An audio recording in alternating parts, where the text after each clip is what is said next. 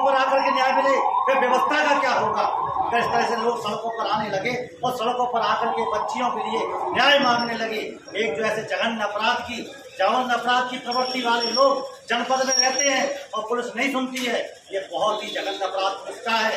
Police सबसे गलत कार्य कर रही है, यानी जो FIR दर्ज नहीं कर रही है।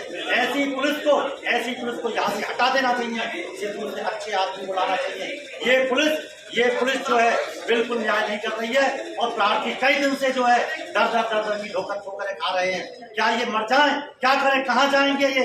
क्या पुलिस प्रशासन नहीं सुनेगा? पूरा जनपद का अखबार में सभी सुन रहे हैं लोग, लेकिन आंखों पर पट्टी बांधे बैठे हैं। अरे कानून की आंखों से पट्टी क्या खुली, इन्होंने तो अपनी आंखें बंद कर ली महोदय ने, ये क्या सुन लेंगे?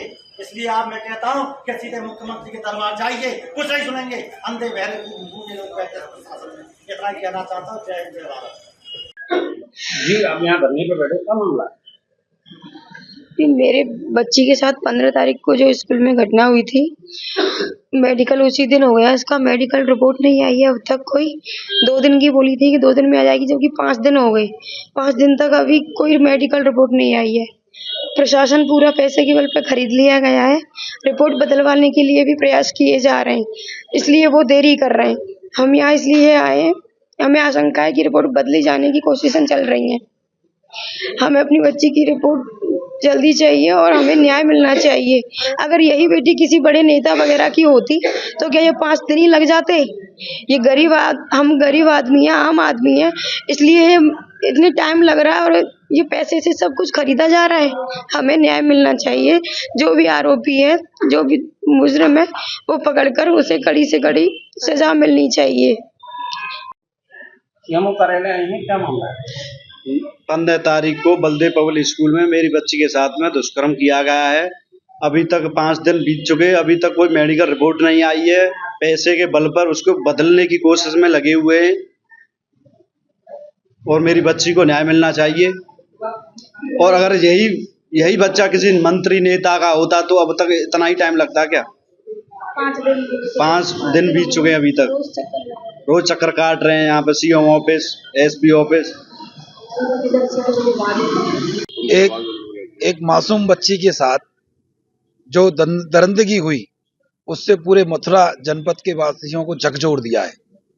जहां पीड़ित परिवार लगातार न्याय की गुहार पुलिस प्रशासन से और स्वास्थ्य विभाग के यहाँ दर जा रहा है, और जो स्कूल संचालक है उसकी जांच को वो प्रभावित करने में लगे हुए हैं।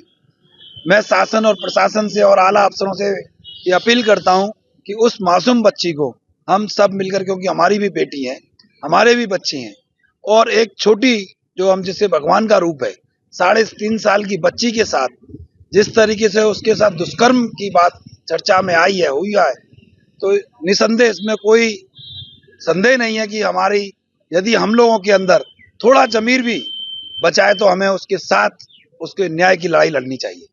क्यों नहीं मिल पा रहा न्याय? आप देख रहे हैं जो स्कूल का संचालक है वो बाहुबली है, तो कहीं ना कहीं उस जांच को प्रभावित करने में लगा हुआ है।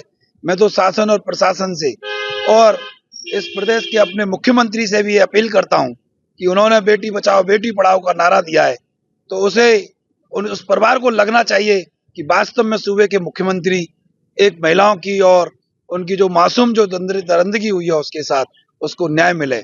जहां प्रदेश के मुख्यमंत्री ने कहा कि एक इस चौराहे पे कोई वारदात करेगा तो अगला चौराहे वो पार नहीं कर पाएंगे, तो मैं इन आला अफसरों को भी ध्यान आकर्षित करना चाहता हूं कि इस ओर ना जाना पड़े, उस हद तक ना जाना पड़े, उससे पहले उस बेटी को न्याय मिल जाए, ये मैं अपील करता हूं। मैं एक स्कूल से वापस आते समय एक 3 वर्ष की बालिका के साथ एक घटना का होना प्रकाश में आया था। इसके संबंध में तत्काल ही थाना बलदेव पर मुकदमा पंजीकृत किया गया तथा विवेचना के दौरान जो उस बच्ची के द्वारा पुलिस को दिया गया बयान तथा माननीय न्यायालय में दिए गए बयान तथा CCTV कैमरे में कुछ विरोधाभास पाया गया, जिसके लिए विस्तृत रूप से विवेचना करी जा रही है। जल्द ही उपलब्ध साक्ष्यों के आधार पर विवेचना का अंतिम रूप से निस्तारण किया जाएगा।